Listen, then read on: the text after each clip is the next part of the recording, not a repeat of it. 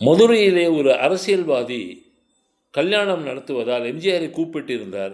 எம்ஜிஆர் போகலாம் என்று வண்டியில் ஏறும்பொழுது ஒருவர் வந்து, அவர் ஏழை மக்களையெல்லாம் உங்கள் பெயரையும் கட்சி பெயரையும் சொல்லி ஏமாற்றுகிறார் என்றார். எம்ஜிஆர் உடனே தலை அசைத்துவிட்டு காரில் ஏறிக்கொண்டு கார் கிளம்பிவிட்டது. கார் சென்று கொண்டிருக்கிறது மதுரையை நோக்கி. அப்பொழுது வயல்காட்டிலே ஒரு இடத்திலே ஒரு கல்யாண மண்டபம் போல் விளக்குகளெல்லாம் எரிய எம்ஜிஆருடைய பாட்டு பிரமாதமாக கேட்டுக்கொண்டிருந்தது. உடனே எம்ஜிஆர் வண்டியை அங்கே செலுத்து என்று சொல்லிவிட்டார். உடனே வண்டி அங்கே சென்றது.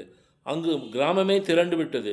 அந்த மணமகன் நான் எம்ஜிஆர் கையால் தான் தாலி வாங்கி கட்டுவேன் என்று கூற, எம்ஜிஆர் சாஸ்திர சம்பிரதாயம்லாம் இருக்கிறது, நீ ஐயர் கையிலிருந்து தான் வாங்கி கட்ட வேண்டும், இருந்தாலும் என் கையில் தாலியை கொடு, நான் அதை உன் கையில் கொடுக்கிறேன், இது போதும், மற்றபடி நடப்பது நல்ல விதமாக தான் நடக்க வேண்டும் என்று கூறினார்.